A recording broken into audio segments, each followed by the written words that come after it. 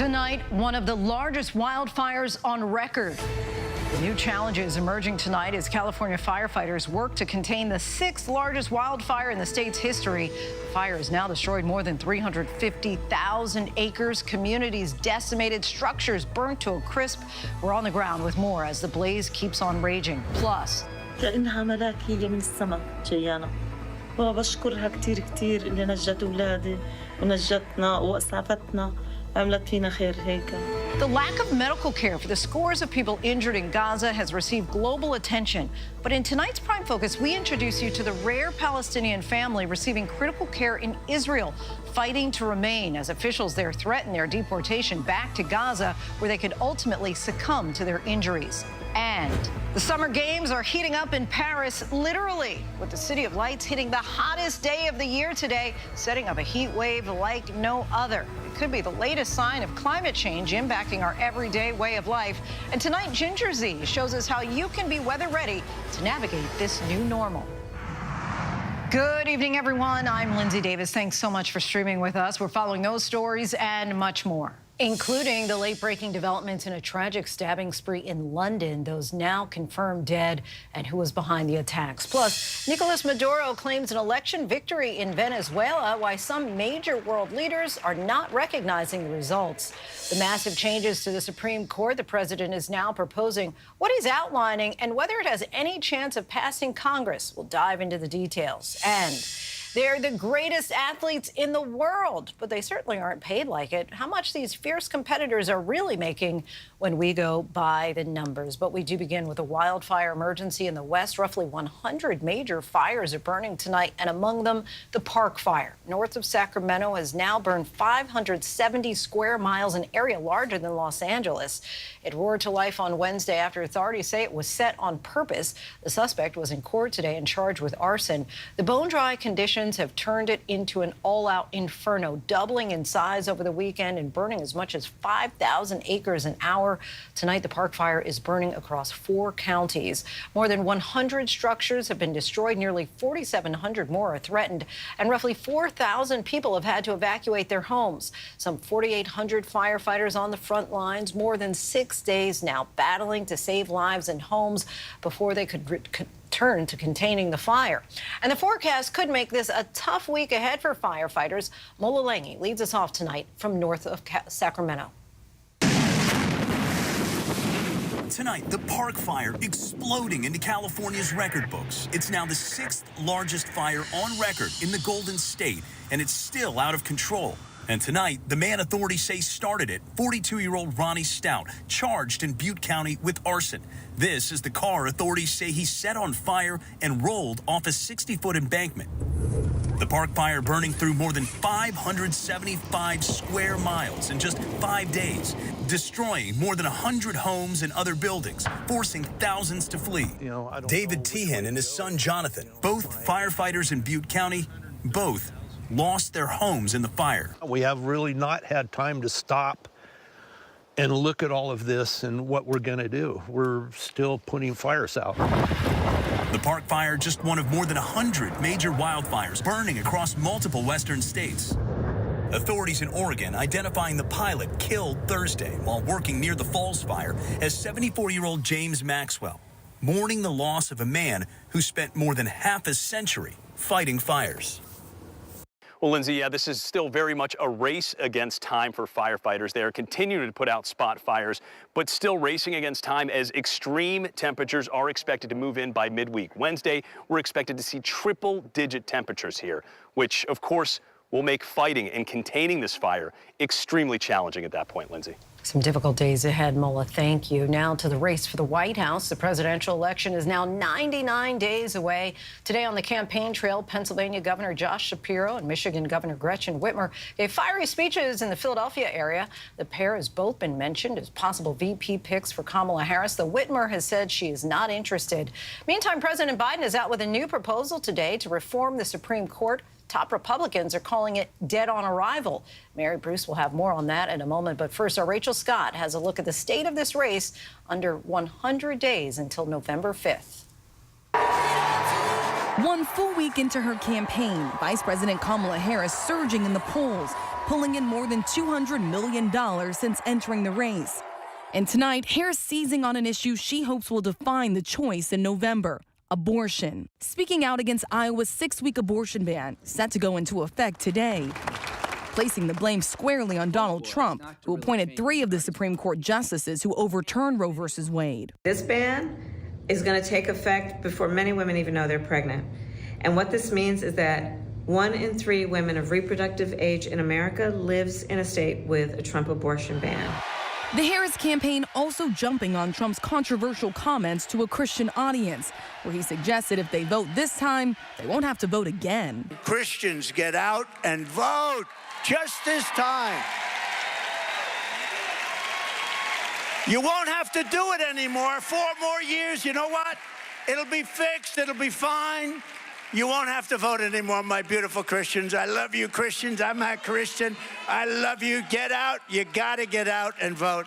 In 4 years, you don't have to vote again. We'll have it fixed so good you're not going to have to vote. The Harris campaign calling this further proof democracy is under assault. Trump, who was counting on a battle with President Biden, now trying to redefine Harris, even as voters warm to her. Tonight, the new ABC News Ipsos poll shows in just 1 week, her favorability rating jumped 8 points, from 35% to 43%. We have a new victim now, Kamala.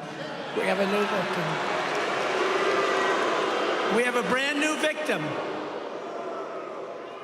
And honestly, she's a radical left lunatic. Harris and her team now honing a new one-word message, calling Trump out as weird. You may have noticed Donald Trump has been resorting to some wild lies about my record, and some of what he and his running mate are saying, well, it's just plain weird.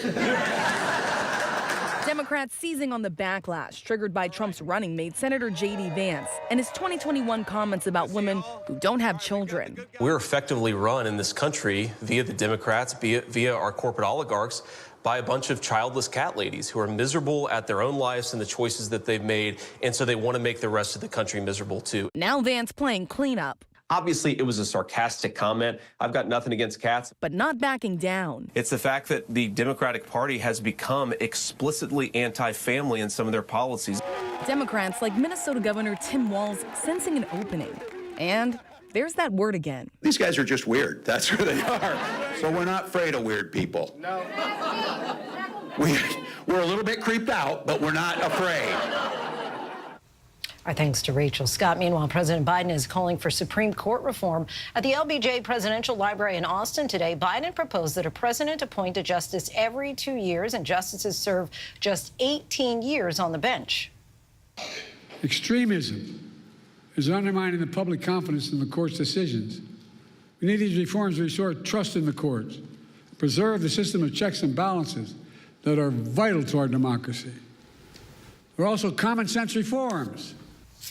ABC's chief White House correspondent Mary Bruce joins us now with the latest. Mary. Well, Lindsay, the president says that the way to restore public trust in the Supreme Court is to establish those 18-year term limits. It means a president would get to appoint a new justice every 2 years. The president is also proposing a binding code of ethics for justices, and he's calling for a constitutional amendment declaring presidents don't have immunity from crimes committed in office. That's a repudiation of the court's recent rulings. Now, the reality here is this stands very little chance of actually getting through Congress, especially this divided Congress, and with just 99 days until Election Day. In fact, the House Speaker today calling this dead on arrival. The White House is well aware of that, but they are hoping to put these issues top of mind for voters in November. And tonight, Lindsay, we are told that Vice President Kamala Harris, of course, now the presumptive Democratic nominee, is supportive of these changes. Lindsay. Mary Bruce from the White House for us. Thanks, Mary. Joining us now for more is the head of the Brennan Center for Justice, Michael Waldman. Mr. Waldman, thank you so much for your time tonight. We've heard about the announcement from President Biden today to reform the Supreme Court. He wants term limits of 18 years and an ethics code. Why is your view of this so important? I think this is very important. It's quite significant in the long debate over the role of the Supreme Court. As all Americans know, the Supreme Court has vast power and minimal accountability. Public trust in the court has plunged in all the polls to the lowest level ever recorded.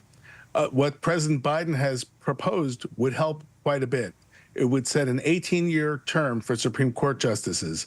That follows kind of a very basic premise of accountability. Nobody should have too much public power for too long. And if you think about it, it's a lesson George Washington taught us when he limited his own term to 2 terms, and all presidents are limited to 2 terms.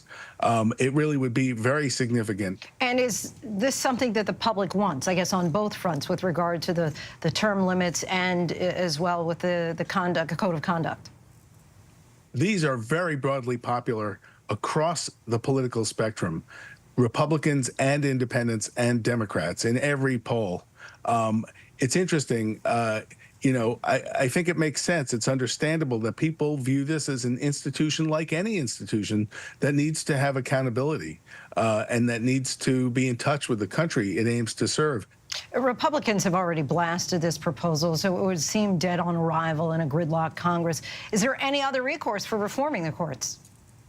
Well, I think the Republican voters are strongly for it, and there is a national consensus for it. It's an idea whose time has come. Now, I don't think anybody's under any illusion that something like this gets greeted with a giant group hug. But I think that if the public speaks out loudly enough and long enough, then Congress will respond. It can be done by statute. It does not require a constitutional amendment, although it could have a constitutional amendment. There are plenty of significant Republicans who have supported this, including Chief Justice John Roberts, who supported term limits. So again, I think it's a basic premise of accountable government that nobody should have too much public power for too long. And once you see it in that light, a lot of the objections, I would suggest, melt away. There has not been a constitutional amendment since 1992. Joe Biden once won to overturn the presidential immunity decision by the Supreme Court. You know the hurdles of a constitutional amendment: 2/3 of both the House and the Senate, then 3/4 of all state legislatures. Curious, beyond this push from Biden, do you think America will ever see another constitutional amendment in these divided times? Well, it always seems really, really hard, and it is really hard, but it always seems impossible to pass a constitutional amendment until it isn't. There's a pattern where they are decades for a long time where nothing gets passed, and then all of a sudden there's a rush of constitutional amendments. You had that after the Civil War. You had it in the Bill of Rights. You had it after the Civil War. You had it in the early 20th century, in the Progressive era. You had it in the Civil Rights era. We're pretty much overdue. A lot of the time, these amendments come when people think government is somehow not working, that it's not being responsive, that somehow the democracy needs updating. And on issues like term limits and other things, there's certainly a strong need for action. Brennan Center CEO Michael Waldman, we thank you so much for your time. Appreciate it. Thank you. Today, the FBI said that former President Trump will sit for a victim interview as part of their investigation into his attempted assassination. And for the first time, we're hearing from members of the SWAT team who took up positions to help keep Trump safe at his Pennsylvania rally. They say they spotted the shooter, first deemed him suspicious, and took steps that they say could have prevented the attempted assassination.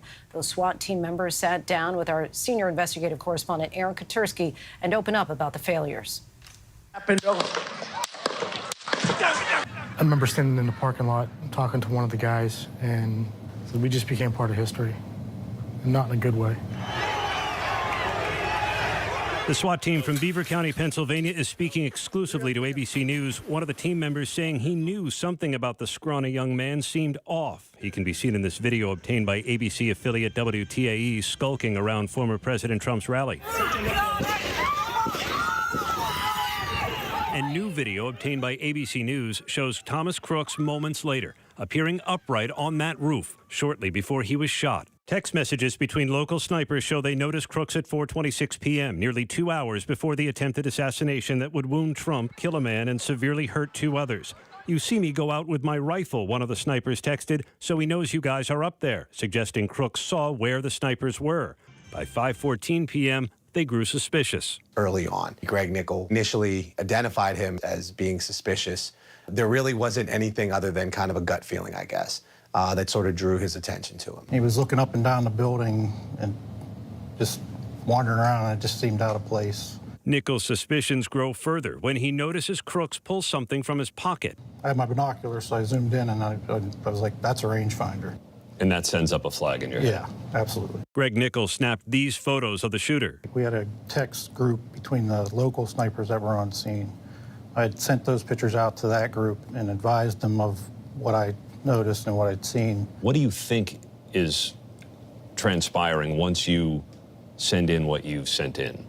I assumed that there would be somebody coming out to, speak with this individual or, find out what's going on. So how do you know if Greg's concerns about Crooks are being relayed properly? We don't. We have to assume that when he put that information out to command, that command took that information and did something with it. We don't know if they did. Members of the SWAT team do not know what happened to the information they relayed, and the Washington Post reports Trump's Secret Service detail complained they were unaware of the warnings. The members of the Beaver County SWAT team described what they consider to be failures of planning and communication that would prove disastrous. We were supposed to get a face-to-face briefing with the Secret Service snipers whenever they arrived, and that never happened. So I think that was probably a pivotal point where I started thinking things were wrong, because that never happened, and we had no communication with the Secret Service. You had no communication with the Secret Service at all on that Saturday? No, not until after the shooting, I believe. Yeah. And by then? It was too late.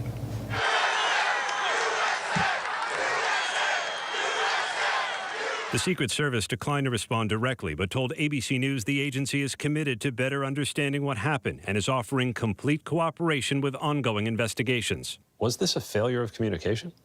I believe so in a lot of respects. In multiple agencies working together is always taxing, no matter what the problem. I know that we could not communicate with Secret Service or Pennsylvania State Police, or really, in effort, the patrol directly. The FBI gave new detail on the shooter today, confirming he was a loner with few friends and had an interest in weapons. Investigators determined Crooks arrived at the rally site at 11 a.m., then returned home at 1:30 p.m., grabbed the AR-style rifle and told his parents he was going to a shooting range. Crooks returned to the rally site at about 3:45 and flew a drone for 11 minutes. The FBI said it's working to determine whether Crooks was viewing that drone footage, which could have revealed insights into the security posture.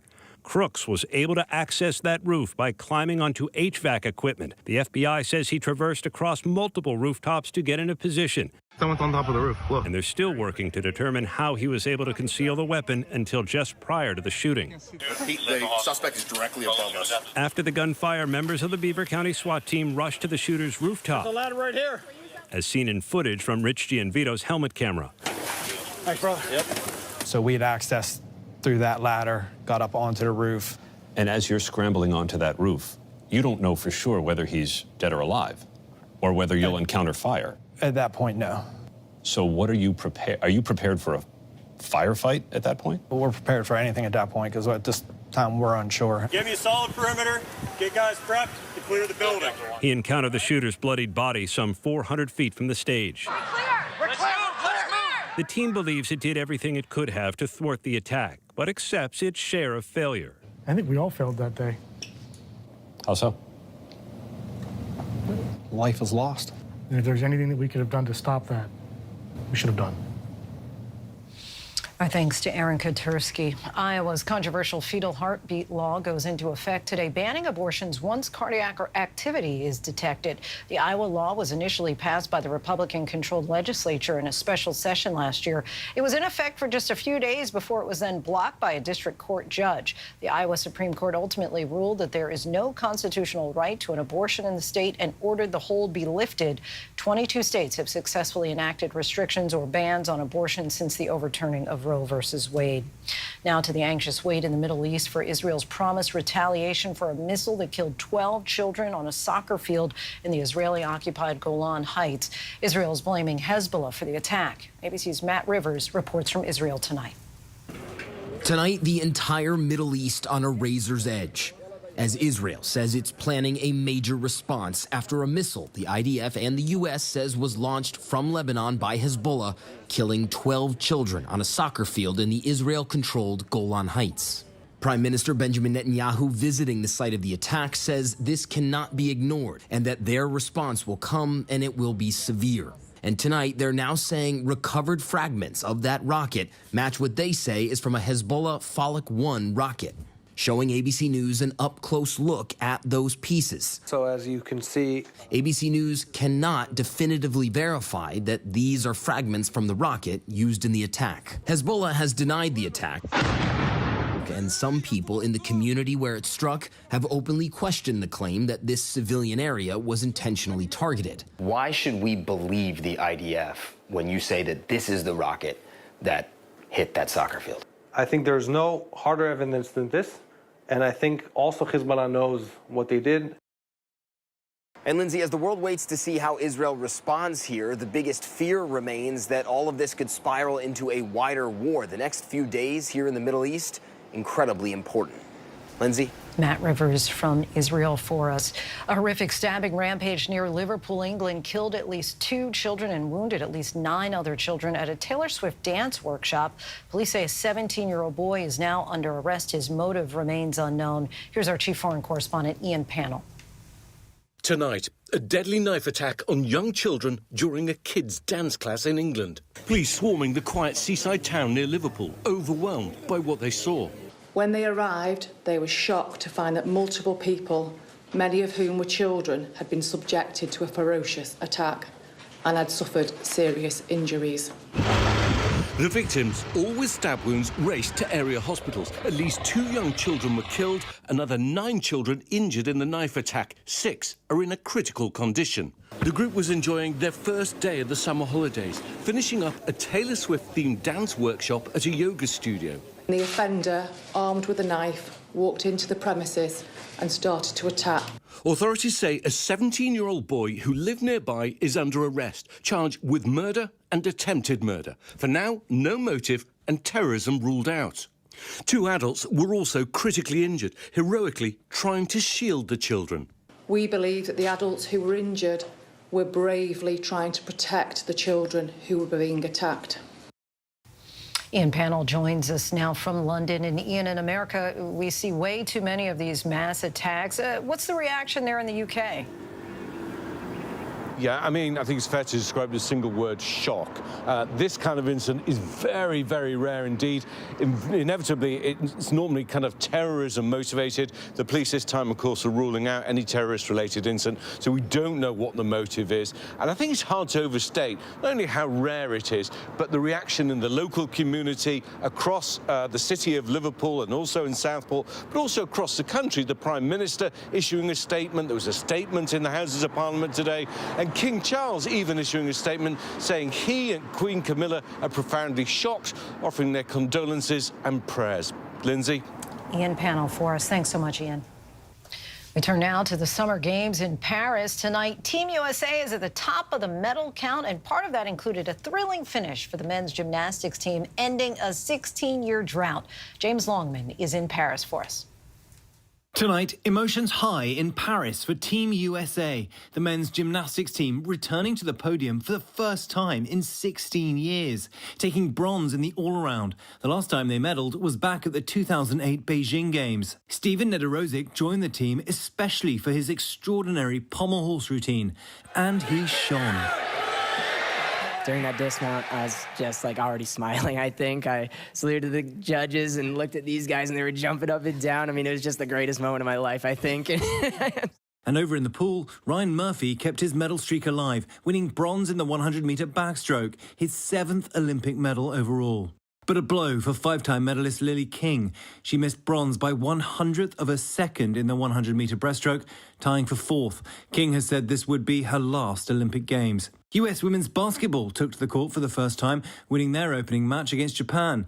And a nervous wait tonight for the triathletes. After bacteria levels in the Seine postponed their event yet again, they'll find out in a few hours if the river is clean enough to compete tomorrow.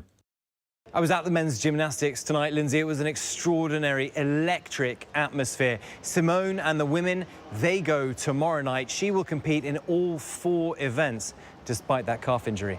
Linsey?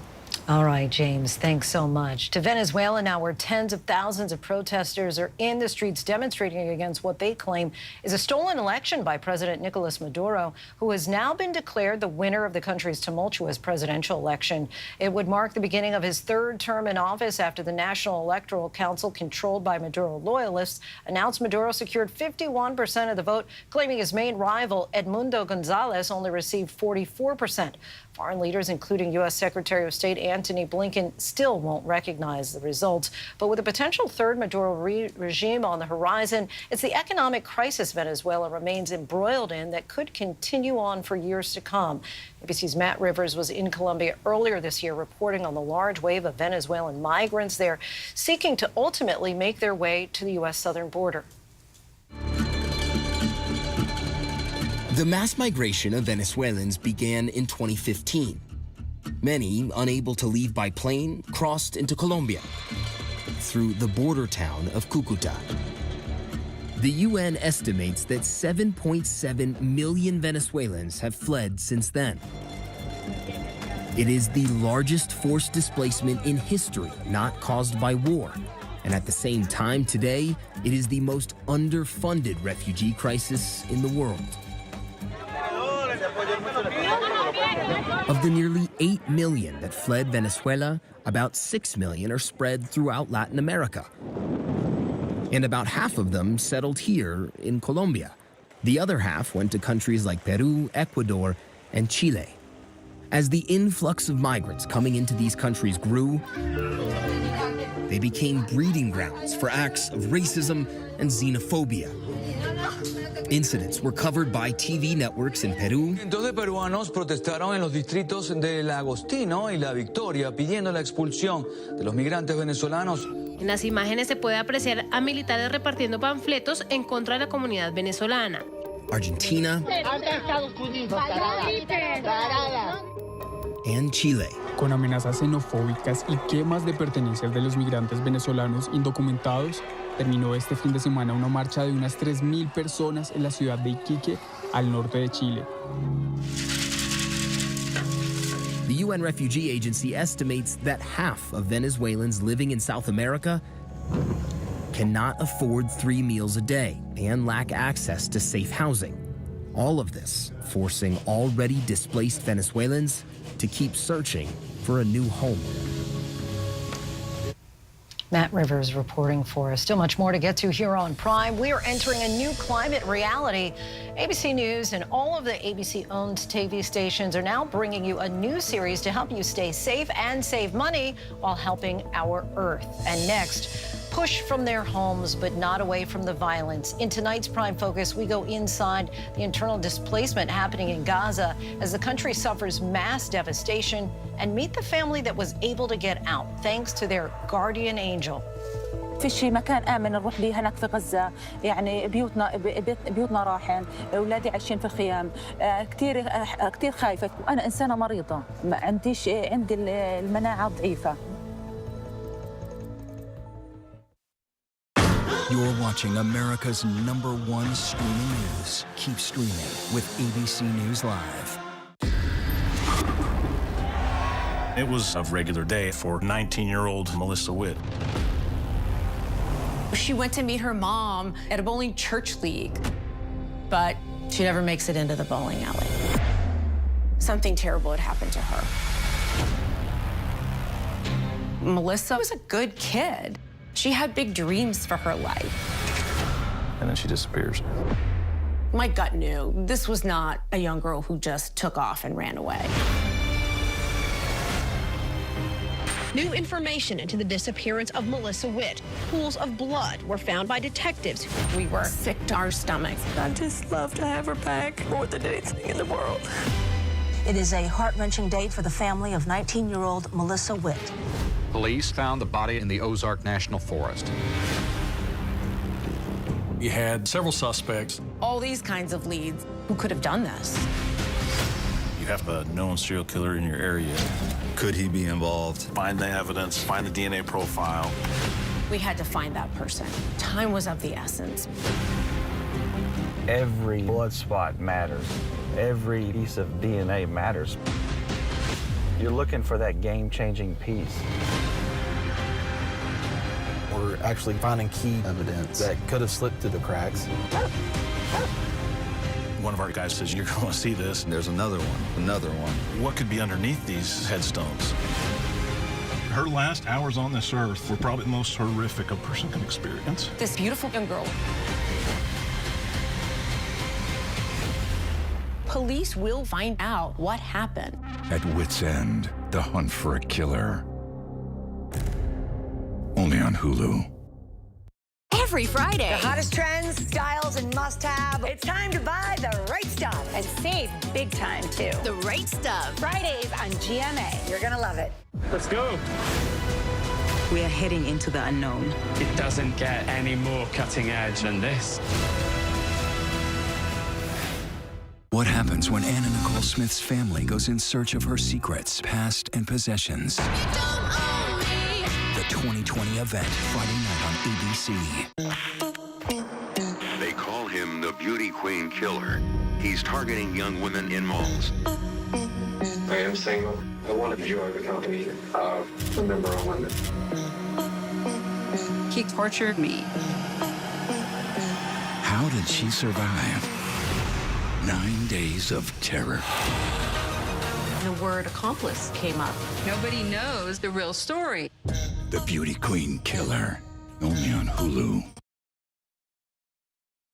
Welcome back, everyone. The world has looked on in horror as the devastation in Gaza continues. According to UNICEF, 1.9 million people, that's 9 in 10 of Gaza's population, have been internally displaced. Half of them are children. And as Gazans remain on the move, its healthcare infrastructure has been decimated.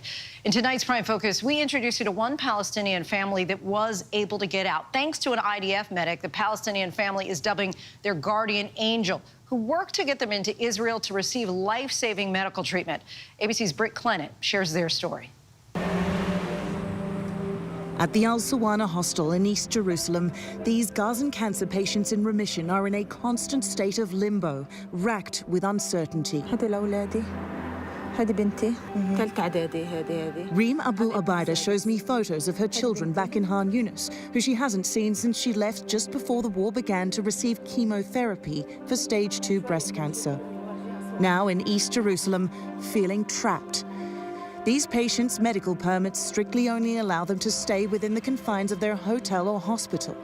And there's been an added weight of stress since March, when the Israeli government ordered a group of 22 Gazan Palestinians who have completed treatment for life-threatening illnesses, including Reem, to be sent back home.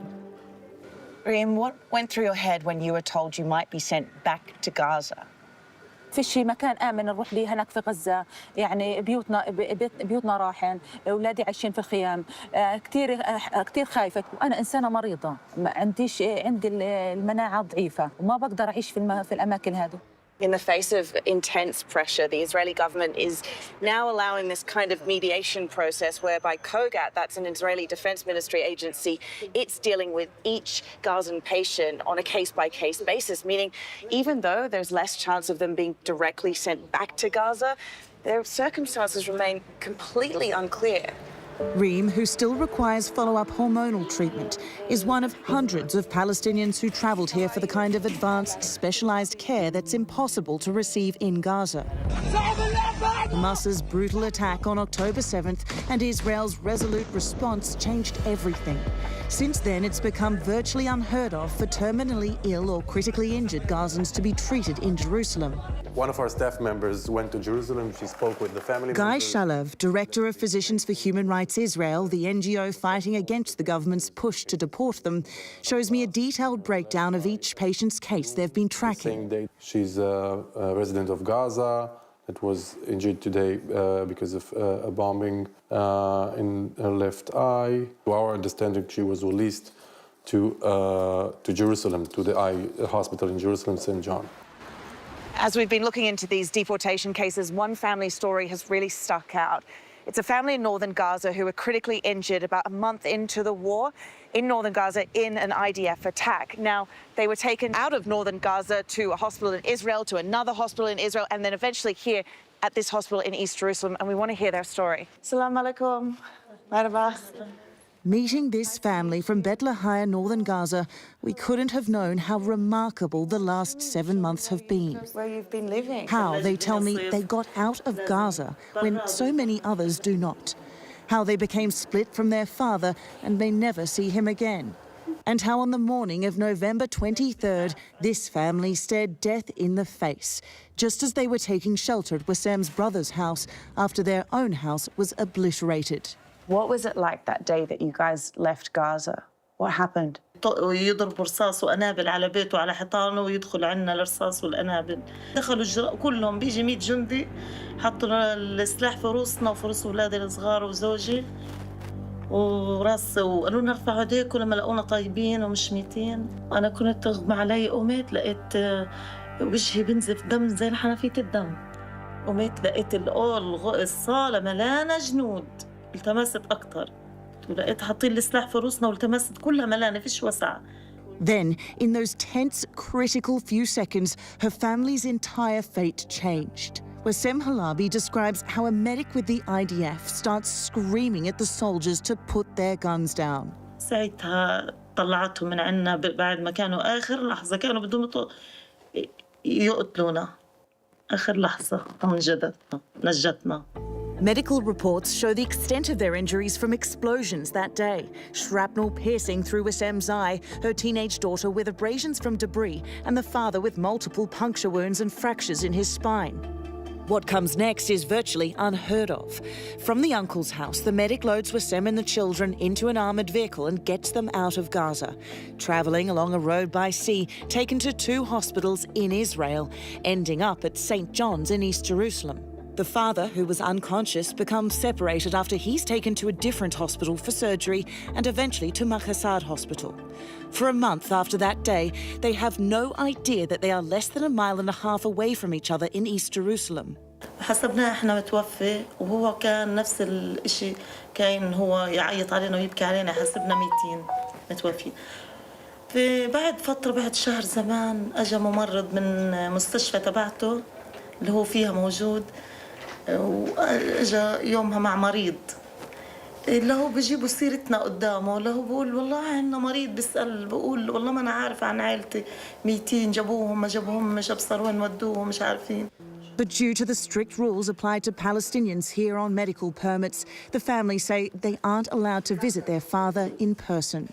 That family has been through hell and now they can't even leave this hospital to see their dad, who is just around the corner. When a patient gets a permit to leave the Gaza Strip, they can only stay in the premises of the hospital. So you'd see families of patients that are just stuck there for sometimes for months, going through very hard and very long treatments, and they're basically illegal if they leave the hospital and they risk being arrested. And this whole system is part of a larger kind of bureaucratic mechanism of the permit regime that really controls every movement of Palestinians. When asked about the efforts to deport the Palestinian patients, the IDF, COGAT and the Israeli government told us they do not comment on ongoing court cases. Inside the Knesset, I meet Simcha Rotman of the right-wing Zionism Party, who serves as the chair of the Knesset's Constitution, Law and Justice Committee. He's been advocating for the deportations. NGOs say that, you know, how can you consciously send these people back to their deaths in Gaza, where there's no sanitation, where the health system has completely collapsed? What do you say to that? It's not that sending someone to Gaza is a death sentence, but in a war, you must take care of your own people. What's your view on this medic who helped these Gazans who were critically injured get through the border I think to bring Israel? To help them is a good thing. To bring them to East Jerusalem is a very bad idea. Why? Because they will be the hotbed for the next attack on Jews in Israel. You really think that they are a source of terror? I don't think. I think after October 7th, that's reality. It's not about what I think. If you see a 9-year-old or a 78 cancer patient or an 82-year-old that cannot even see properly or move by himself as a terrorist, I think it shows a lot about what every Palestinian is basically considered as a terrorist. Back in East Jerusalem, the family has a message for the medic who helped save them.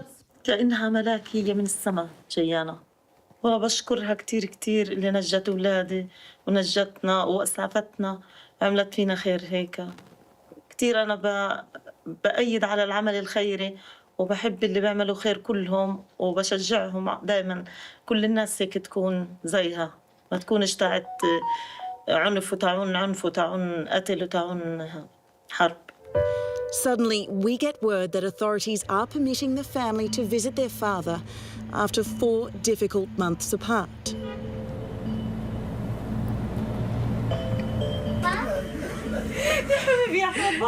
Inside, a surprise reunion. Despite the trauma of the recent past and the profound unknowns that lie ahead for this family, for now, a moment of joy. Our thanks to Britt Clennett for that. Still much more to get to tonight. Coming up, changing the way doctors detect major diseases, what we know about new potential blood tests. And next, they're the greatest athletes in the world. They certainly aren't paid like it. How much these fierce competitors are really making by the numbers.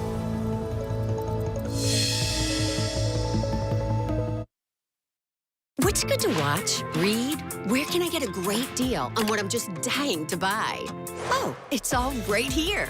GMA Life. All the exclusive and buzziest celebrity good stuff. Deals and steals with amazing savings and the coolest lifestyle tips from Good Morning America. I love that so much. GMA Life. Streaming weekends on ABC News Live. Your weekend just got a little better with GMA Life.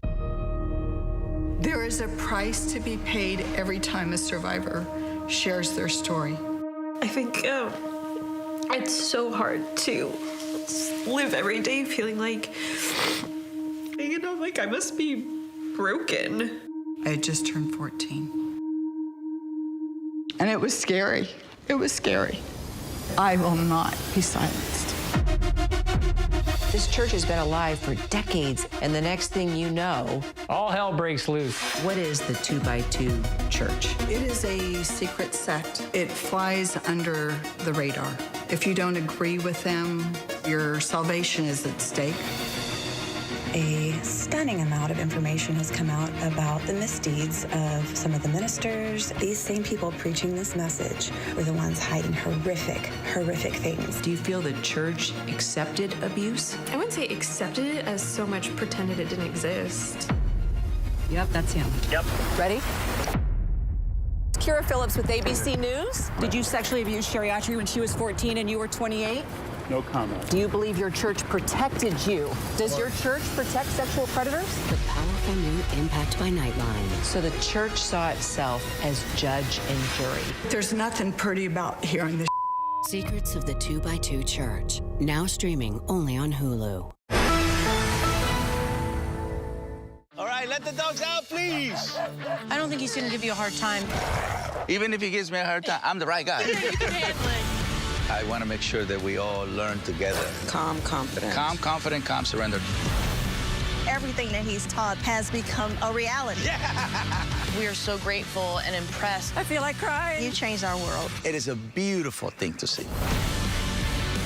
As you rehabilitate the dog, you also rehabilitate you. First thing in the morning. There's a lot going on. We're still in a flash flood warning. To catch you up with what happened overnight. Police in riot gear arresting dozens of protesters. What's happening today? Escalating tensions in the Middle East. What people are talking about. The migrant crisis. Fast, straightforward. With some fun in between. Check out the gator on the 17th hole. The buzzkill in baseball. First thing in the morning. America This Morning. America's #1 early morning news. On ABC News Live. When it matters most, America turns to David Muir and ABC's World News Tonight. It's lunchtime in America, so what are we serving up? Well, how about everything you need to know?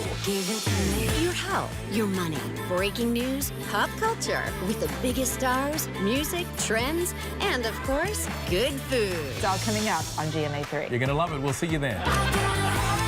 GMA3. What you need to know. A third hour of GMA in the afternoon. So join us, afternoons. For everything you need to know. I love that. Me too.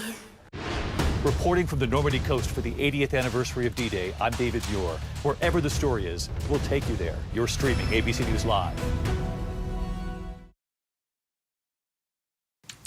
Welcome back, everyone. It takes years of training and hence a lot of money to create an athlete good enough to participate, let alone win at the Summer Games in Paris. And for tonight's By the Numbers, a recent report by the Commission on the State of U.S. Olympics and Paralympics shows just how hard it is for athletes to recoup on that investment.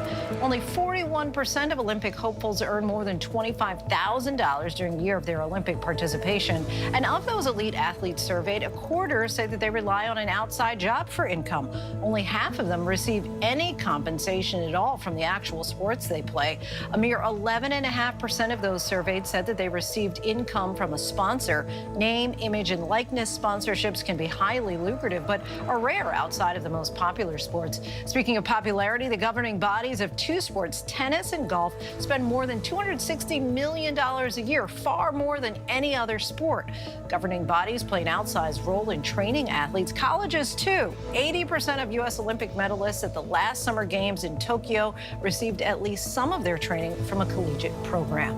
And we still have much more ahead here on Prime tonight. What led to a rare dip in profit for the world's largest fast food chain? Plus, meet the 14-year-old phenom who became the youngest soccer player to go pro in U.S. history one day after her birthday.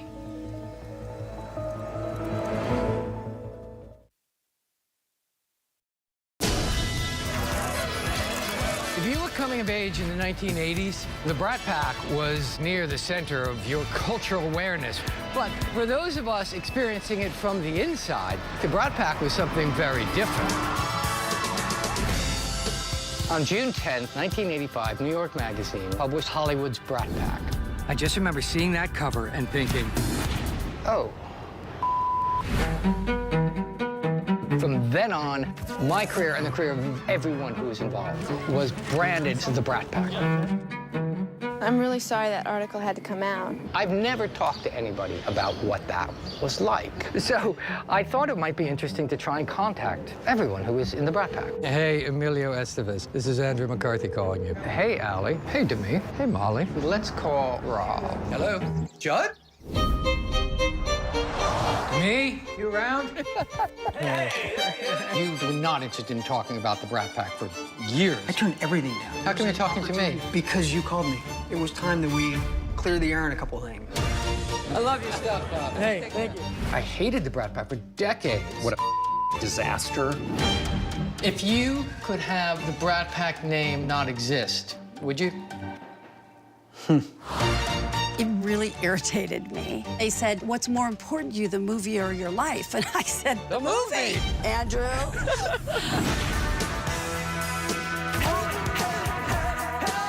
Have you talked to the others? The others, like, again, it feels like a cult or something. Yeah. Why did we take it as an offense? Well, as opposed to like the brat. Because we were young. We were afraid we were brats, you know? Are you in the Brat Pack? I'm Brat Pack adjacent. That's what I was saying. I am not in the Brat Pack. Don't you? Crush on you back in the day? You did not, Andrew. No, you did not. Being in the Brat Pack not only changed all of our lives, it changed what entertainment is. I mean, I'm not going to say we were the Beatles or anything. Well, we didn't fill Shea Stadium. There were moments. We could have. 1985, I think we could have. So what are you filming? Oh, we're just doing this documentary. What's it about? Ancient history.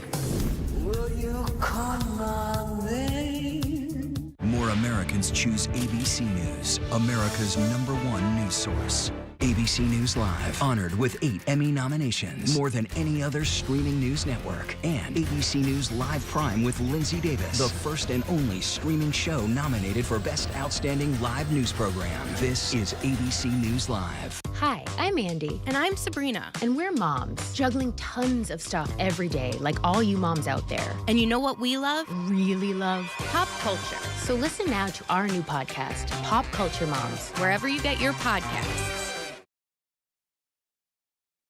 Two new blood tests that could change the way doctors diagnose some major diseases. The world's largest fast food chain takes a rare dip in profit, and meet the youngest soccer player to go pro in U.S. history. These stories and much more in tonight's Rundown.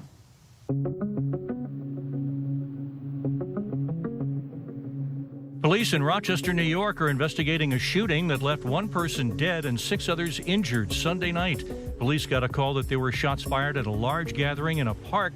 Officers found several people wounded. One's in critical condition. Cops looking for at least one person in connection with the shooting. Researchers in Sweden have discovered that a blood test could someday be used to detect the presence of Alzheimer's disease, which is the leading cause of dementia worldwide. Currently, doctors rely on a combination of clinical symptoms, family history, and imaging findings to make the diagnosis. The accuracy of the blood test was on par with the current gold standard test that measures proteins in the spinal fluid. A blood test would be less invasive and could be more easily given by a primary care doctor. The test still needs more research and is not yet FDA approved. The Food and Drug Administration approved a blood test to screen for colorectal cancer in certain individuals today. It's called Shield, made by Guardant Health, and is already commercially available, but FDA approval will help broaden availability and insurance coverage. The test was approved for people 45 and older with an average risk of colon cancer. Specialists warn that the blood test is not an equivalent alternative to colonoscopies, but it could lead to more people getting screened since it takes less time and effort to get screened. McDonald's global same-store sales fell for the first time in nearly 4 years. That category measures sales of stores that have been operating for at least a year. In those locations, McDonald's saw fewer customers, but it said those who came spent more because of price increases. The company said it's working on fixes like meal deals and new menu items, but it expects same-store sales to be down for the next few quarters.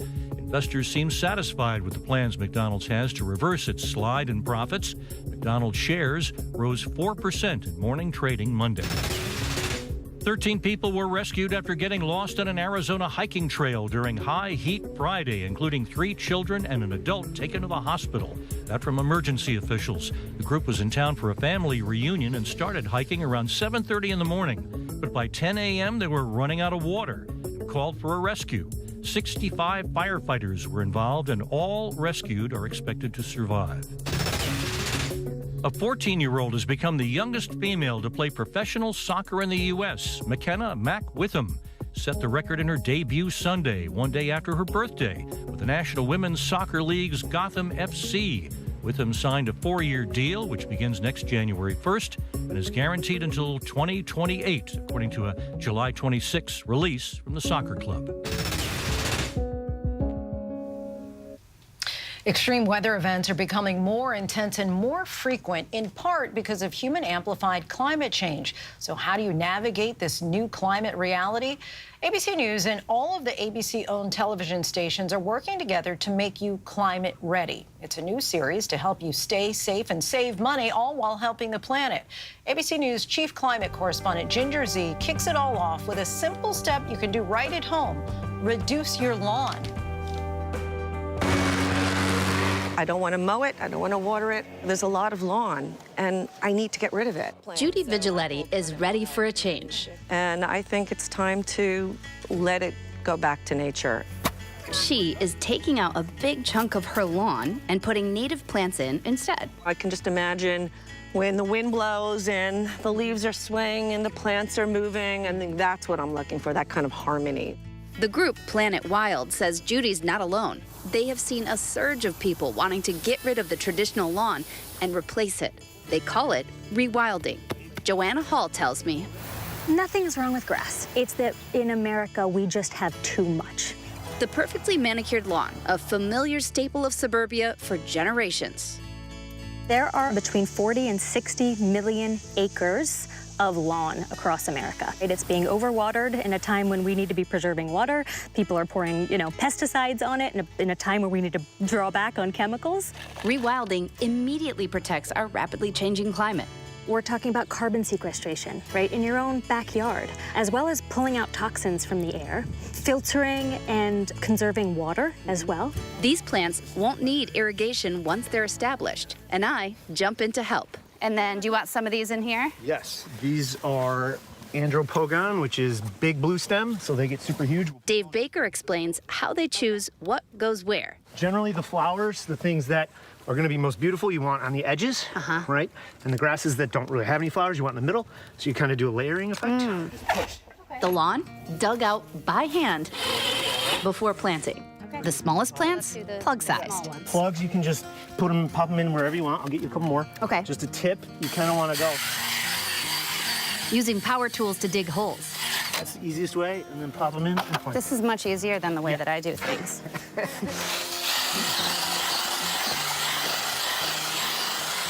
Can I take this home with me? Tucking in the plants with a bit of mulch and helping them preserve moisture. A lot of worms right here. This is good. Yeah, that's a great sign. To see what this might look like fully grown. And it looked nothing like this when you moved here? No, it was completely grass and trees. We go to Jane Balters. She started rewilding her yard about 4 years ago. What were main challenges you ran into? I would say using like the right seed for the right area. This area is wetter, that area is drier, so that's sort of a trial and error. And then you learn from what you did and see what's growing, and you just plant more of that. Rewilding can also mean lower water bills and maintenance costs, less flooding during extreme rain, and it instantly becomes a sanctuary for pollinators. What's the feeling when you look out over what you've created here? It's a sanctuary. The deer come by in the morning. We've got fox, coyote. The feeling is just gratitude, really, that something that was so lifeless has become so full of life. There were no animals, there were no birds, there were no insects. Because now here you've created a home. Yes. For more than just you. Yes, yes. And back at Judy's. Can you see it right here? That's a monarch butterfly, and that is a milkweed plant. Planet Wild says you don't have to rewild your entire yard and rip it up today. One milkweed added to what your property has, and you can bring back something as beautiful as a monarch. She's laying eggs, and then that whole process will become a big circle of life. Our thanks to Ginger Z, always teaching us something new there. And that is our show for this hour. I'm Linsey Davis. Be sure to stay tuned to ABC News Live for more context and analysis of the day's top stories. Thanks so much for streaming with us.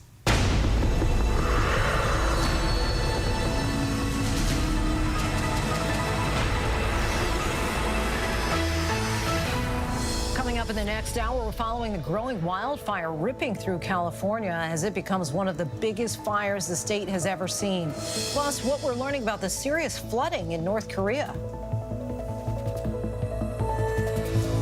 ABC News, this is Start Here. To be in the know and get a different take on the day's top stories. A lot of news today, so let's get into it. Listen now to the Daily News Podcast honored with 4 Edward R. Murrow Awards and see why the New York Times calls it a news podcast worth listening to. Start Here, ABC News. Make it your daily first listen. Now, that's a part of the story I bet you didn't see coming. Wherever you get your podcasts, Start Here. They call him the Beauty Queen Killer. He's targeting young women in malls. I am single. I want to enjoy the company of a member of women. He tortured me. How did she survive 9 days of terror? The word accomplice came up. Nobody knows the real story. The Beauty Queen Killer. Only on Hulu. Here's to Good Mornings in America. Can you feel the love? Oh, yeah. Mornings that inspire, filled with hope, kindness, joyous surprises, and so much fun. This is crazy. This is absolutely crazy. Start your day with Good Morning America's Ray of Sunshine, highlighting the best of America and helping make dreams come true. Wow. I'm just so happy. It's so good. Get ready to smile and put the good into your morning, America, because You know what will make the morning better? A little ray of sunshine. Whenever news breaks, We are here in Israel, a nation at war after that brutal surprise attack by Hamas. On the ground in Ukraine, reporting from Lewiston, Maine. The scene of a horrific mass shooting. ABC News Live is right there everywhere. From the scene of that deadly missile strike in Dnipro, Ukraine. Reporting from the earthquake in Turkey. In Rolling Fork, this tornado tore through this little town. From the most devastating disaster in Hawaii. From Charleston, South Carolina, on the 2024 campaign trail. In Iceland, let's go. Traveling with the president in Mexico City. Wherever the story. From the front lines, from southern Israel, outside the Gaza Strip, in Beirut, From the FBI. Reporting from the nurses on the picket line. Here at 10 Downing Street in London. Streaming live to you. Wherever the story is. Wherever the story is. Wherever the story is, we're going to take you there. You're streaming. ABC News Live. ABC News Live. You're streaming ABC News Live. ABC News Live. Streaming free everywhere. America's #1 streaming news. Nightline. The stories that shape your world, that shape your life. Dramatic, stunning, empowering, jaw-dropping. The most powerful stories of our time. Nightline. On right after Kimmel and streaming on Hulu. With so much at stake, so much on the line, more Americans turn here than any place else. ABC News World News Tonight with David Muir. We have made it through another week together. America's most watched program. California, I'm Robin Roberts. Wherever the story is, we're going to take you there. You're streaming ABC News Live. Good evening, everyone. I'm Linsey Davis. Thanks so much for streaming with us. We begin with the wildfire emergency in the West. Roughly 100 major fires are burning tonight, and among them, the Park Fire, north of Sacramento, has now burned 570 square miles, an area larger than Los Angeles. It roared to life Wednesday after authorities say it was set on purpose. The suspect was in court today and charged with arson. The bone-dry conditions have turned it into an all-out inferno, doubling in size over the weekend and burning as much as 5,000 acres an hour. The forecast could make this a tough week ahead for firefighters. Mola Lange leads us off tonight, north of Sacramento. Tonight, the Park Fire exploding into California's record books. It's now the 6th largest fire on record in the Golden State, and it's still out of control. And tonight, the man authorities say started it, 42-year-old Ronnie Stout, charged in Butte County with arson. This is the car authorities say he set on fire and rolled off a 60-foot embankment.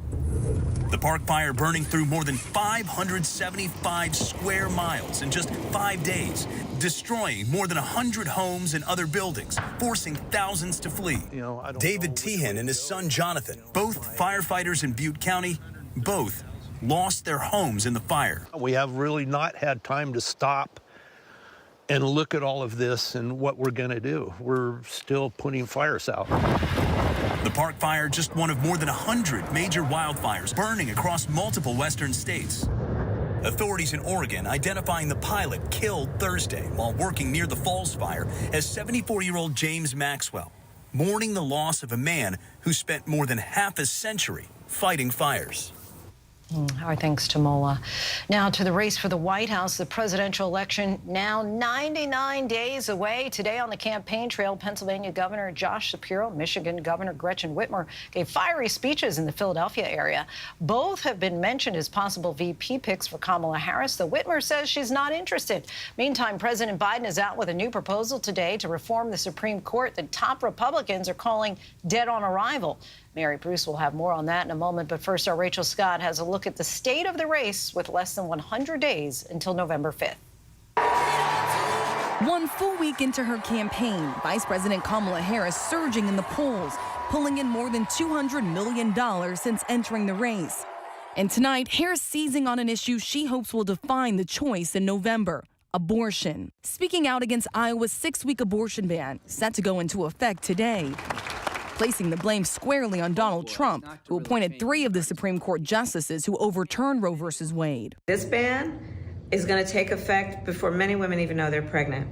And what this means is that 1 in 3 women of reproductive age in America lives in a state with a Trump abortion ban. The Harris campaign also jumping on Trump's controversial comments to a Christian audience, where he suggested if they vote this time, they won't have to vote again. Christians, get out and vote. Just this time. You won't have to do it anymore. 4 more years, you know what? It'll be fixed, it'll be fine. You won't have to vote anymore, my beautiful Christians. I love you, Christians. I'm a Christian. I love you. Get out. You gotta get out and vote. In 4 years, you don't have to vote again. We'll have it fixed so good you're not gonna have to vote. The Harris campaign calling this further proof democracy is under assault. Trump, who was counting on a battle with President Biden, now trying to redefine Harris even as voters warm to her. Tonight, the new ABC News Ipsos poll shows in just 1 week, her favorability rating jumped 8 points, from 35% to 43%. We have a new victim now, Kamala. We have a new victim. We have a brand new victim. And honestly, she's a radical left lunatic. Harris and her team now honing a new one-word message, calling Trump out as weird. You may have noticed Donald Trump has been resorting to some wild lies about my record, and some of what he and his running mate are saying, well, it's just plain weird.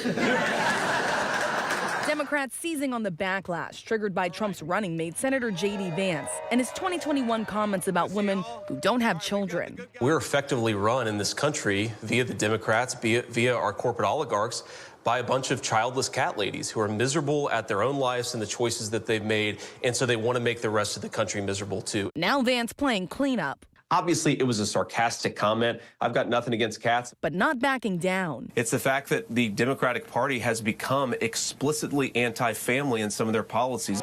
Democrats like Minnesota Governor Tim Walz sensing an opening. And there's that word again. These guys are just weird. That's who they are. So we're not afraid of weird people. No. We're a little bit creeped out, but we're not afraid. Rachel Scott joins us now. And Rachel, as we mentioned, some of the leading candidates for vice president were out on the trail today stumping for Harris. What do we know about when she's expected to make her decision? Well, Lindsay, she has to make this decision, and she has to make it very quickly. She is scheduled to announce her running mate no later than August 7th. So sources tell us that she is considering a pool of roughly about a dozen Democrats or so, with the leading candidates being Pennsylvania Governor Josh Shapiro, Kentucky Governor Andy Beshear, and also Arizona Senator Mark Kelly. Someone who is not throwing their hat into the ring here is Gretchen Whitmer, the governor of Michigan. She says she plans to finish out the rest of her term. Lindsay. Says she's not ready to leave Michigan. Rachel Scott, our thanks to you. Meanwhile, President Biden is calling for Supreme Court reform. At the LBJ Presidential Library in Austin today, Biden proposed that a president appoint a justice every 2 years, and justices serve just 18 years on the bench. Our chief White House correspondent Mary Bruce joins us now with more. Mary.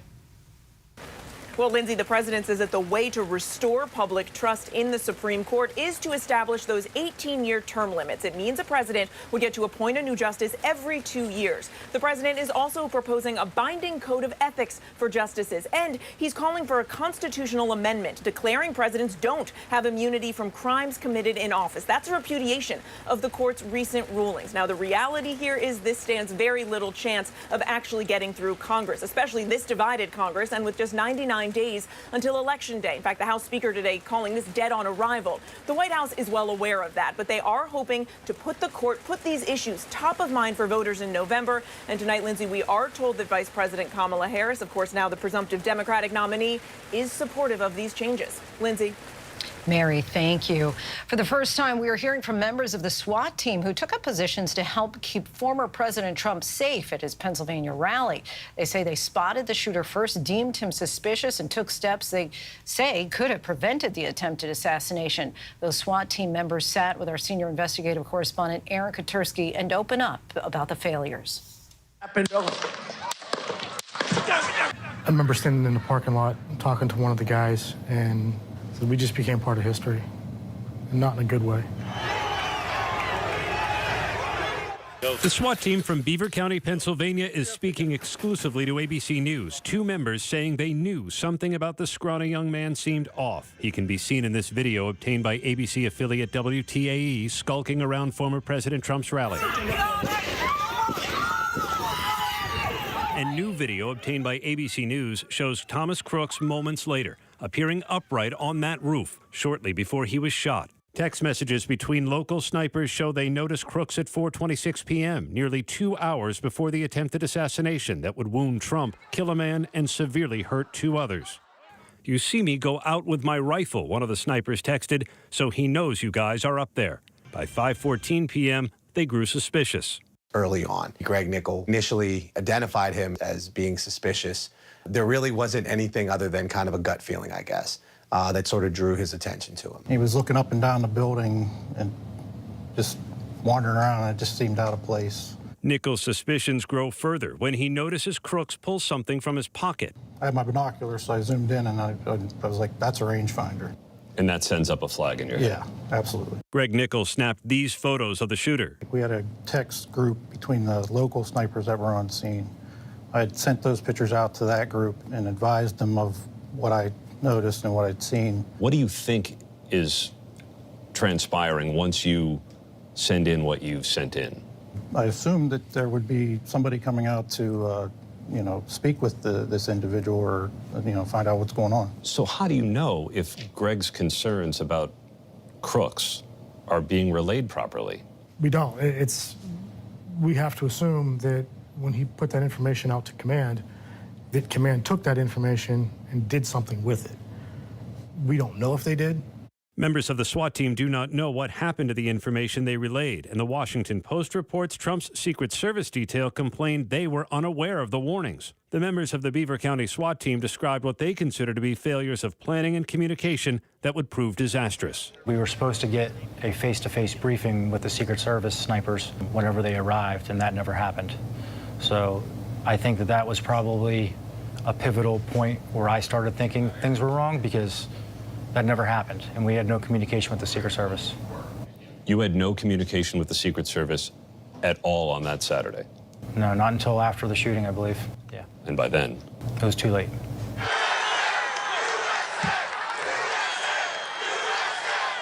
The Secret Service declined to respond directly, but told ABC News the agency is committed to better understanding what happened and is offering complete cooperation with ongoing investigations. Was this a failure of communication?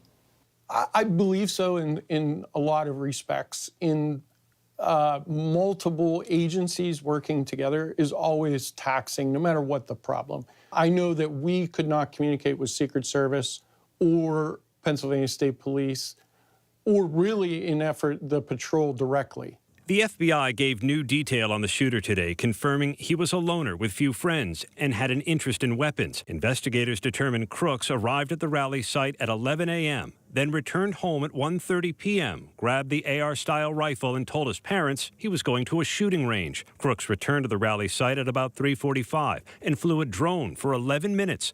The FBI said it's working to determine whether Crooks was viewing that drone footage, which could have revealed insights into the security posture. Crooks was able to access that roof by climbing onto HVAC equipment. The FBI says he traversed across multiple rooftops to get into position. Someone's on top of the roof, look. And they're still working to determine how he was able to conceal the weapon until just prior to the shooting. The suspect is directly above us. After the gunfire, members of the Beaver County SWAT team rushed to the shooter's rooftop. There's a ladder right here. As seen in footage from Rich Gianvito's helmet camera. Thanks, brother. Yep. So we had access through that ladder, got up onto the roof. And as you're scrambling onto that roof, you don't know for sure whether he's dead or alive, or whether you'll encounter fire. At that point, no. So what are you prepared? Are you prepared for a firefight at that point? We're prepared for anything at that point, because at this time we're unsure. Give me a solid perimeter. Get guys prepped to clear the building. He encountered the shooter's bloodied body some 400 feet from the stage. We're clear. The team believes it did everything it could have to thwart the attack, but accepts its share of failure. I think we all failed that day. How so? Life is lost.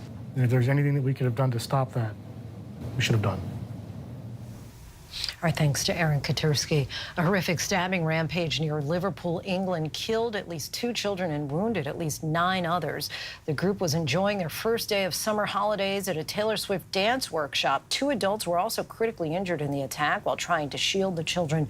Police say a 17-year-old boy is under arrest. His motive is unknown. Still much more to get to on Prime tonight. A dictator is declared victorious in Venezuela's tumultuous presidential election, despite exit polling telling a vastly different story. Plus, to find a way to better police the future, we have to look at the past. Coming up, a look at the history and impact of policing and alternative models to create a more just and equitable society. Hey, good morning, America.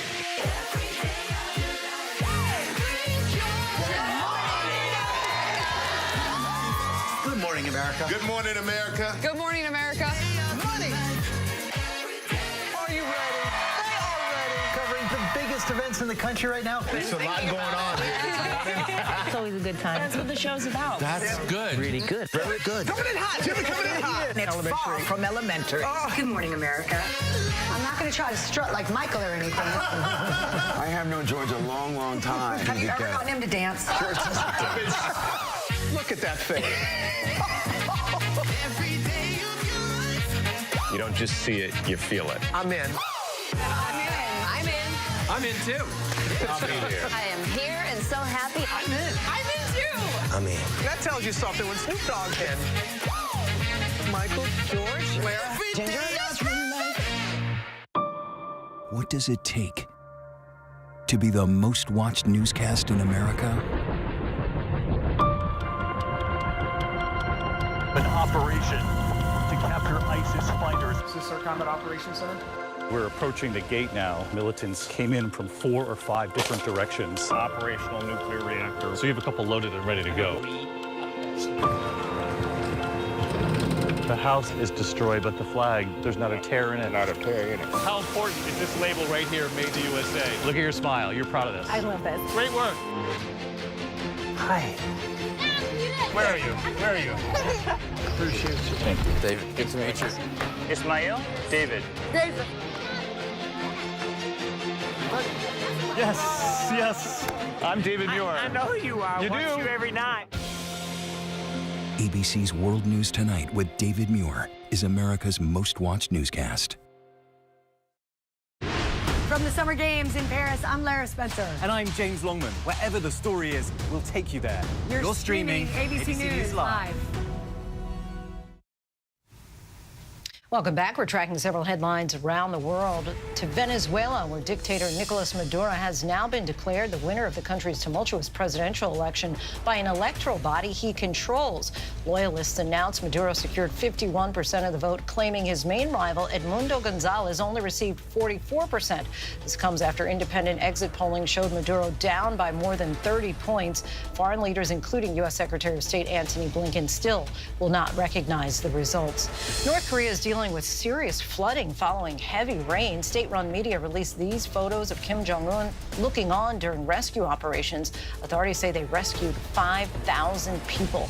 Authorities in Greece have ordered nationwide restrictions for goat and sheep as they try to contain a viral infection known as the goat plague.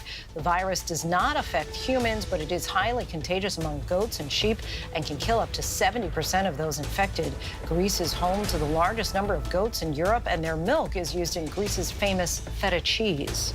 We turn now to the Summer Games in Paris. Tonight, Team USA is at the top of the medal count, and part of that included a thrilling finish for the men's gymnastics team, ending a 16-year drought. James Longman is in Paris.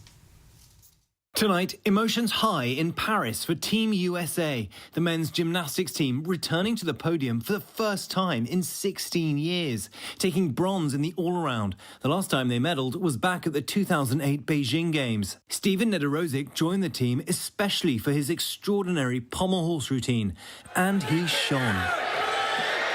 During that dismount, I was just already smiling, I think. I saluted the judges and looked at these guys and they were jumping up and down. I mean, it was just the greatest moment of my life, I think. And over in the pool, Ryan Murphy kept his medal streak alive, winning bronze in the 100-meter backstroke, his 7th Olympic medal overall.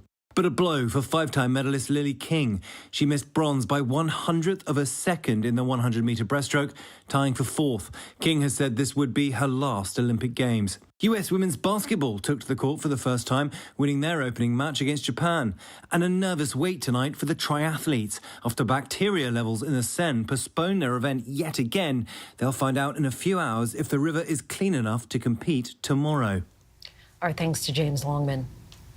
Policing in the United States has been a long, hotly debated issue with growing concerns that traditional methods often make problems worse rather than solving them. In his new book, Beyond Policing, distinguished scholar and writer Philip V. McHarris traces the history and impact of policing and advocates for alternative models to create a more just and equitable society. And joining us now is Philip McHarris. Thank you so much for coming on the show. Thank you for having me, Lindsay. So basically, the current state of criminal justice and law enforcement is something that has been discussed in particular since the murder of George Floyd. I'm curious what inspired you to write this book. Thank you for that question. And when I think about that question, I think what I first think of is my own experiences growing up as a young person. Some of my first memories are of policing and police violence. And then, you know, when I started my scholarship, I really became interested in the histories of policing. And what I found is that the stories that were often told about policing as the providers of public safety and their historical legacy being such was not accurate. And, you know, in many ways, police were embedded in race-class control from the very onset of policing. And you write how the idea of police reform often leads to increased policing. Tell us about that impact, that unintended impact that it can have. For sure. So what we see is that beginning in the 1900s, there started to become this language around reform. And at the time, there was widespread corruption and police violence and police brutality. And so reformers sought to try to change the system to become less violent and more professional. And what we see is even in the past 10 years, there have been a number of reforms that have been proposed and that have been implemented. But when you look at the rates of police killings in the past 10 years, they remain stagnant. Let's talk about a number of people have been, it's top of mind anyway, Sonia Massey's death, being shot and killed in the head in her own kitchen after she had called police. What kind of reform could decrease these kinds of incidents? So I really think what we need to look towards is community interventions and community safety models. And so the way that I think about that is threefold. One, we need to think about preventative measures to reduce the likelihood of a range of instances that are harmful and violent and cause conflict for people that end up causing them to feel the need to call the police. And then the second piece is we also need alternative safety interventions, right? And so we can see that in moments of need, when people call the police, they run the risk of becoming victims of violence themselves by the hands of police. In your book, you write, to move beyond policing, we need to start creating a society in which police departments are obsolete.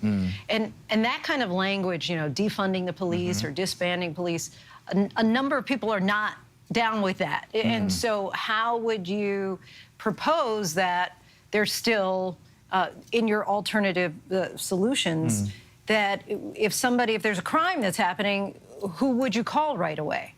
Right. So first, I think, you know, one thing that we need to look at is why are criminalized activities happening?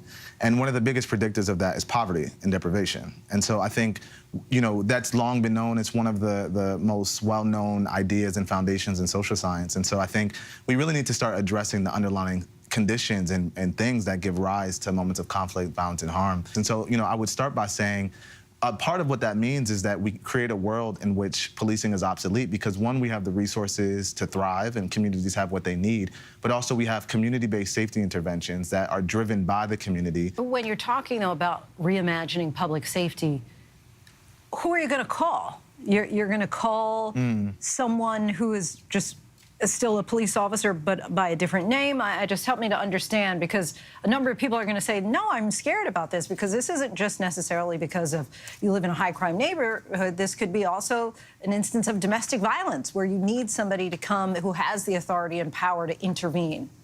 It's a good question, and I think a lot of people have that question.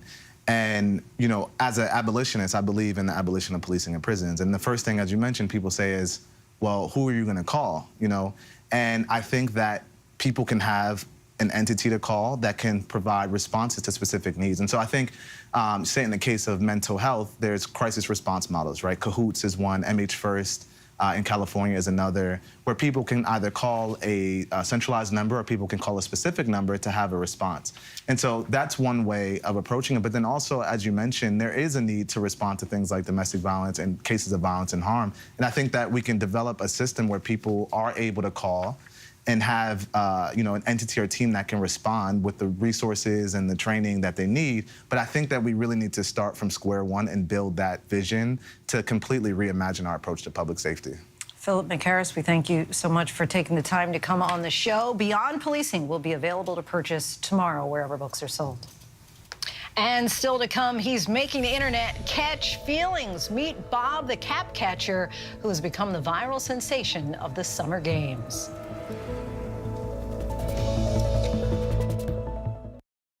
Whenever, wherever news breaks, it's so important to always remember that lives are changed. Here in London, in Buffalo, Uvalde, Texas, Edinburgh, Scotland. From Poland once again tonight. Thank you so much for streaming with us. Ukrainian refugees here in Warsaw. Do you think you'll ever be able to go back home?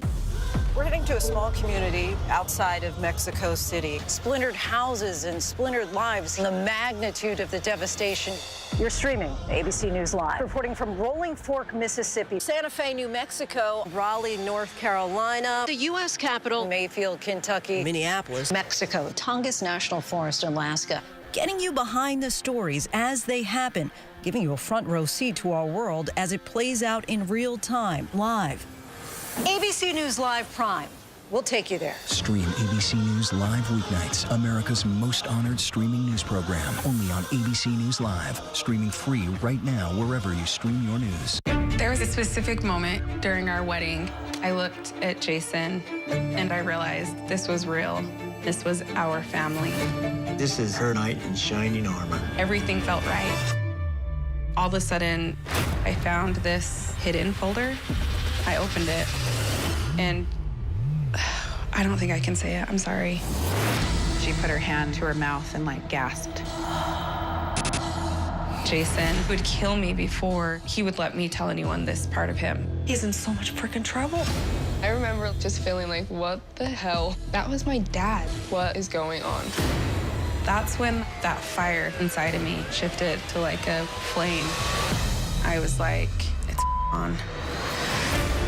Betrayal is one of the hardest types of trauma to overcome. He didn't think I had it in me to do something. So I did. Betrayal, A Father's Secret, the all-new season, only on Hulu. Finally tonight, World News Tonight anchor David Muir introduces us to the unlikely star who emerged during the Summer Games. Tonight, it's the moment at the Olympics that made one man an instant star. He had the crowd cheering, and he's not even one of the competitors. It was the start of the 5th and final women's 100-meter breaststroke preliminary heat. The athletes each in their lanes, and then all of a sudden, they were told to step down. One of the officials spotting something in the water. It was a swim cap. Team USA swimmer Emma Weber lost it in the previous heat. Swimmers often wear multiple caps, as you can see right there, Weber's last name and the flag right underneath. So that's when a lifeguard in that colorful swimwear was asked to dive in and get it. Essentially, he was just doing his job. 15,000 people in the stands, millions around the world watching, suddenly everyone cheering him on. And listen to the announcer. Does that guy get a name? The cap catcher?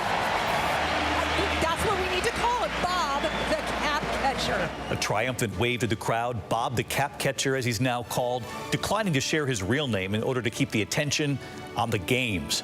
But still tonight, it was that cap-catching lifeguard who stole the show, at least for a moment, at the Olympics. Our hats off to him. Our thanks to David Muir for that. That is our show for tonight. I'm Linsey Davis. ABC News Live is here for you all night with the latest news, context, and analysis. You can always find us on Hulu, Roku, Pluto TV, the ABC News app, and, of course, on abcnews.com. Thanks so much for streaming with us. Have a great night.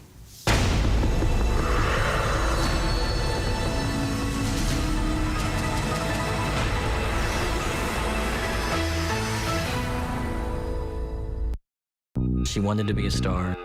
She wanted to be a mother.